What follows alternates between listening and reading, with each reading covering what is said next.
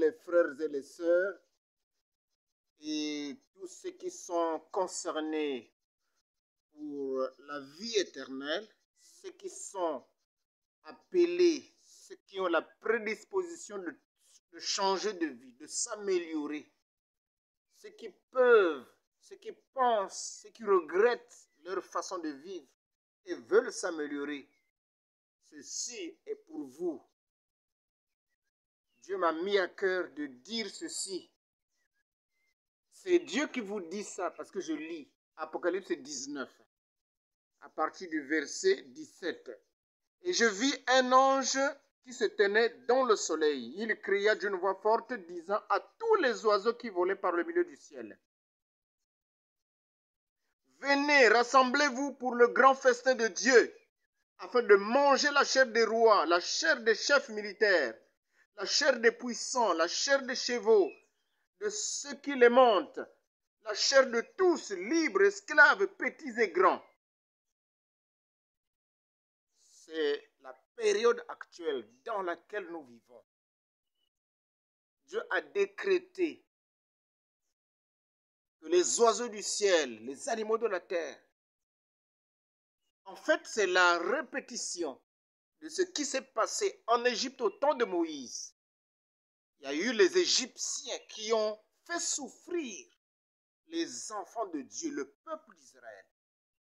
Il était arrivé aussi un moment où Dieu devait les venger, devait venger les enfants d'Israël et devait punir les Égyptiens. Moïse était sur la terre. Voilà, direction la mer Rouge. Pharaon, le chef, l'élite, la tête de tout ce groupe de cruels, direction la mer Rouge, dans le but de s'aimer le carnage. Au début, ils ont donné les bébés israéliens aux crocodiles, aux alligators, qui ont mangé. Quel génocide! Eux-mêmes aussi, les adultes, ils les ont fait souffrir. Et là, une dernière attaque, ils allaient pour les exterminer.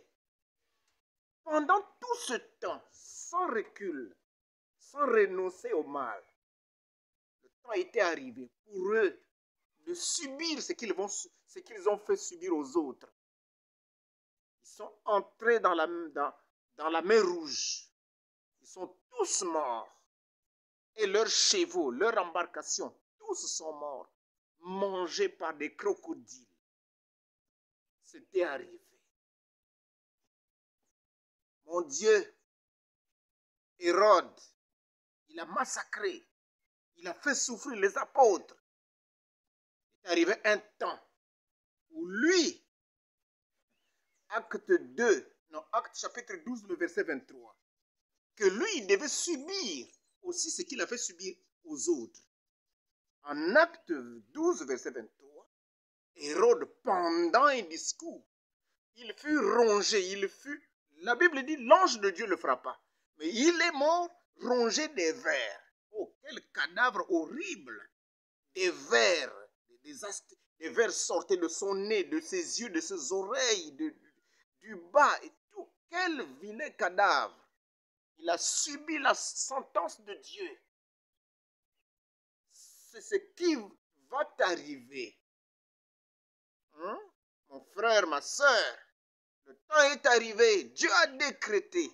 Tu vas le subir. Ce que tu as fait aux autres, tu vas le récolter. Tu ne vas pas... Dis-moi, qui fait battre ton cœur? Ton cœur qui bat là, qui pompe le sang. Qui le fait battre? C'est toi. Ce sont tes trucs, tes pouvoirs. Non. Que tu l'acceptes ou non, c'est Dieu. Que tu l'aies vu ou non, que tu le crois ou non, c'est Dieu qui fait battre ton cœur. Lorsqu'il va décider que ton cœur s'arrête, que tu sois dans un avion, que tu sois à table, que tu sois en train de rouler, tu vas succomber, tu vas t'écrouler, fini. On appellera quoi? Arrêt cardiaque, crise cardiaque, mort subite. Hérode est tombé parce que Dieu était fâché à cause de ce qu'il faisait. Mais il se disait que ça n'arrivera pas. Peut-être que c'est la même pensée que tu as. Ça ne t'arrivera pas. Ok. Mais ça t'arrivera. Tu seras surpris. Tu penses peut-être que c'est loin. Dieu m'a mis. Je ne sais pas qui tu es qui va voir cette vidéo. Mais si tu es parmi ceux qui ont fait souffrir les gens, faire le mal, ton temps où les autres vont manger ta chair est arrivé. Il y aura la veillée. On va te déchiqueter. Ils vont manger ta chair. Parce que tu as fait souffrir les autres. Nous avons dans 1 Roi 22, 38, 2 Rois 9, 35 à 36, Akab a fait souffrir le peuple d'Israël. Jézabel, sa femme, a fait souffrir les enfants d'Israël. A écarté Dieu, s'est tourné vers la loge. Mais un temps était arrivé. Et ici, dans la référence que je viens de vous donner, les chiens, une balle perdue a atteint Akab. Une flèche perdue a atteint Akab. Il ne pensait même pas qu'il allait tomber au front là-bas. Il est tombé. Les chiens ont léché son sang. Jézabel, avec son pouvoir, avec tout à sa disposition, l'argent, les honneurs, les maîtresses, les servantes, le pouvoir, le mari le plus fiqué, le plus beau, le plus élégant, le top des humains, il l'avait sous son contrôle. Domination, tout ça, il l'avait. Issu des parents friqués, tout ça, elle l'avait. Mais le temps était arrivé que sa vie finisse. Et là où je viens de vous lire, 2 Rois, chapitre 9, 35 à 36, son sang, les chiens l'ont mangé, l'ont dévoré. Le temps est arrivé, madame, tu as fait souffrir les gens. Le temps est arrivé pour que toi, on te mange. Le temps est arrivé, que tu l'acceptes ou non.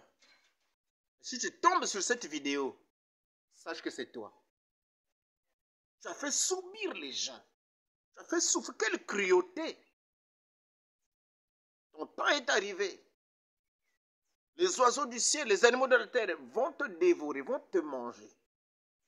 Tes voisins, tes amis du club vont se tourner contre toi. Tu seras mangé. Si tu veux échapper, arrête de faire le mal. Tourne-toi vers Dieu et prie en disant, Seigneur, pardonne-moi. Je ne veux plus le faire. Si tu prends à la légère mon avertissement, tu verras. De la même manière que tu as enterré les autres, toi on t'enterrera. Chaque chose a son temps.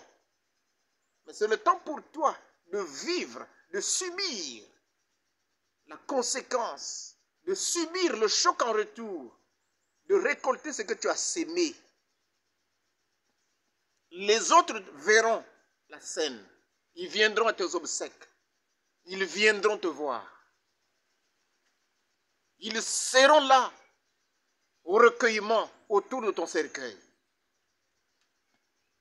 Change de route avant qu'il ne soit trop tard. Cherche Dieu. Crois le message et change de comportement. Fais le bien. Dieu te recevra.